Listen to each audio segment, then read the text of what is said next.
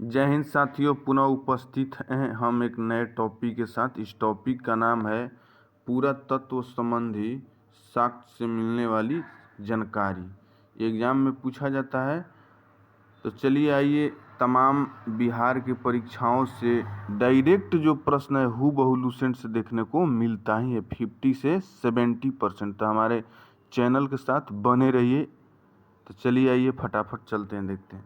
1400 ईस्वी के अभिलेख 1400 ईस्वी के अभिलेख बोगाज काई यानी कहें तो एशिया माइनर, ठीक है।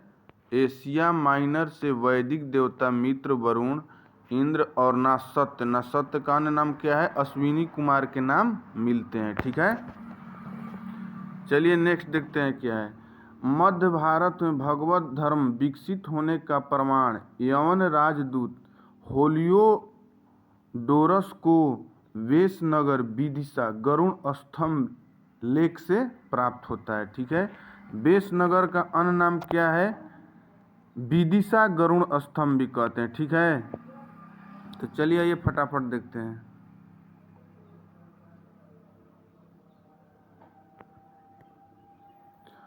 मध्य भारत में ही तो हो गया। भगवत धर्म का विकसित होने का प्रमाण यवन राजदूत के होलियोडोरस के वेशनगर विदिशा गरुड़ स्तंभ से प्राप्त होता है। सर्वप्रथम भारतवर्ष का जिक्र किस गुफा में है, किस अभिलेख में किया गया? तो हाथी गुफा अभिलेख, याद रखें। किसमें? हाथी गुफा अभिलेख, ठीक है। सर्वप्रथम दुर्भिक्षों की जानकारी देने वाला अभिलेख कौन सा है? तो शाहगौरा अभिलेख। कौन सा अभिलेख? शाहगौरा अभिलेख, ठीक है। शाहगौरा अभिलेख, ठीक है। सर्वप्रथम भारत पर होने वाला आक्रमण की जानकारी कौन सा अभिलेख देता है? तो भीतरी स्तंभ अभिलेख। इसको याद रखिए, भारत के भीतरे आक्रमण होगा। कहाँ होगा? भारत के भीतर। इसलिए भारत पर आक्रमण होने वाला सर्वप्रथम जानकारी कौन सा अभिलेख देता है? भीतरी अभिलेख, ठीक है।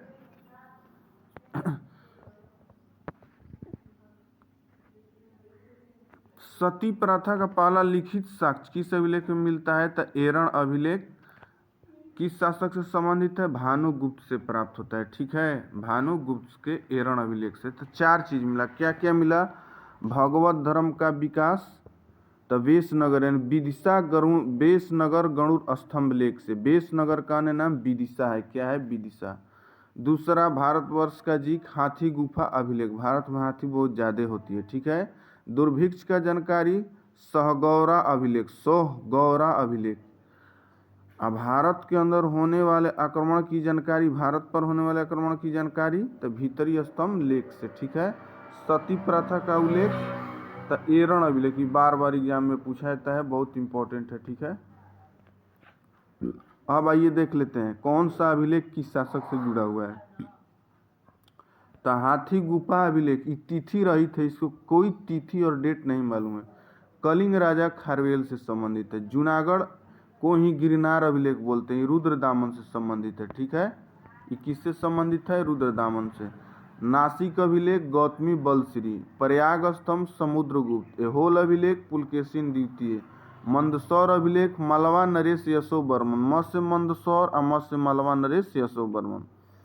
ग्वालियर अभिलेख प्रतिहार नरेश भोज। भीतरी एवं जूनागढ़ अभिलेख स्कंदगुप्त। क्या? स्कंदगुप्त। भीतरी एवं जूनागढ़ अभिलेख जब साथे कहेगा तो कौन होगा? स्कंदगुप्त, ठीक है। देवपाड़ा अभिलेख तो बंगाल शासक विजय सेन, याद रखेंगे, ठीक है।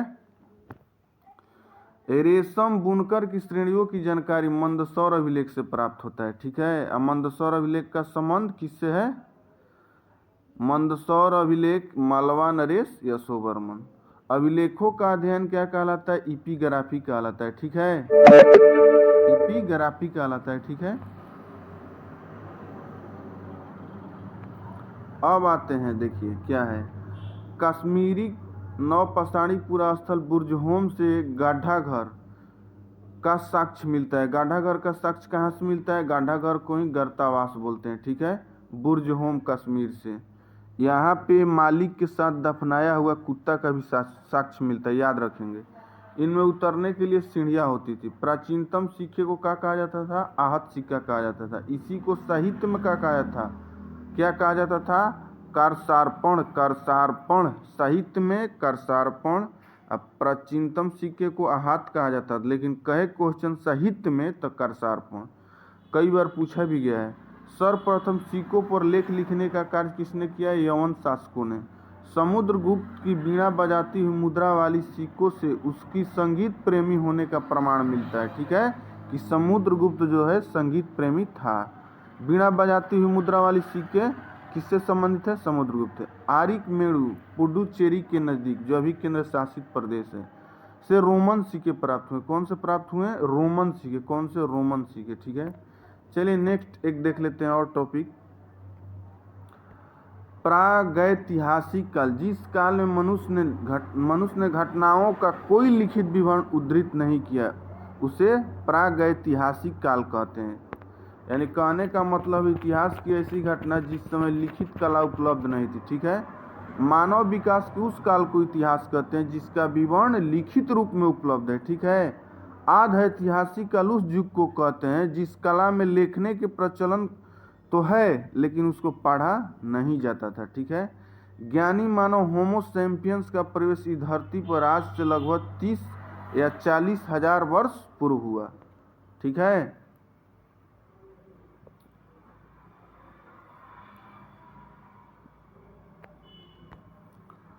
पूर्व पाषाण युग के मानव की जीविका का मुख्य आधार शिकार था। आग का आविष्कार पूरा पाषाण काल में, पहिए का आविष्कार नव पाषाण काल में। देखिए, आग जो है पत्थर से पत्थर टकरा करके आदि मानव बहुत पहले करते थे, यानी प्राचीन समय में। ठीक है, तो याद रखिए प्राचीन कहने का मतलब पूरा पाषाण काल। ठीक है, अब पहिया नया है। देखिए ट्रक, गाड़ी, मोटरसाइकिल, इस सब का आविष्कार ये सब हाल फिलहाल में हुआ है, तो इसके में जो पहिया लगते हैं वो नए नए, तो याद रखेंगे पहिए का आविष्कार नव पाषाण काल में। अस्थाई मनुष्य की प्रवृत्ति नव पाषाण काल में। सबसे पहले कुत्ता को पालतू बनाया। ठीक है, कौन? मनुष्य बनाया। पहिया नव पाषाण काल। अस्थाई निवास की प्रवृत्ति मनुष्य में नव पाषाण काल। ठीक है, मनुष्य ने सर्वप्रथम धातु तांबा धातु का प्रयोग किया। किस धातु का? तांबा का। उसके द्वारा बनाए जाने वाला प्रथम औजार क्या था? कुल्हाड़ी था। क्या था? कुल्हाड़ी। ठीक है, प्राप्ति स्थल कहाँ से हुआ? अतिर्मपक्कम। ठीक है,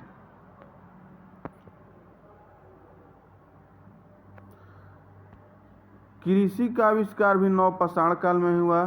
ठीक है, प्रागैतिहासिक अन्न उत्पादक स्थल मेहरगढ़ पश्चिमी बलूचिस्तान में अवस्थित है। कृषि के लिए अपनाई गई सबसे प्राचीन फसल कौन थी? गेहूं एवं जौ।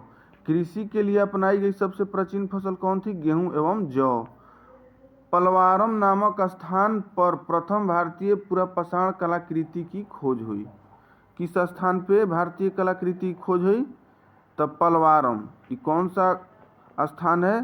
पुरापाषाण काल का स्थान है। यानी कहने का मतलब है पलवारम नामक स्थान पर पुरापाषाण कलाकृति की कहाँ खोज हुई? पलवारम। भारत में पूर्व प्रस्तर युग के अधिकांश औजार कांची के बने होते थे? सफ्टिक का चीज के। देखिए यहाँ सफ्टिक का लिखा हुआ है। सफ्टिक। ठीक है, सफ्टिक का मतलब क्या होता है? पत्थर। ठीक है, याद रखेंगे। भारत का सबसे प्राचीन नगर मोहनजोदड़ो था। कौन था? मोहनजोदड़ो था। सिंधी भाषा में इसका अर्थ क्या होता है? मृतकों का टीला। तो चलिए इतना ही, तब तक के लिए मिलते हैं नेक्स्ट वीडियो में। वीडियो अच्छा लगे तो चैनल को सब्सक्राइब और लाइक ज़रूर कीजिएगा, बने रहिएगा हमारे चैनल के साथ। तो धन्यवाद, मिलते हैं नेक्स्ट वीडियो में।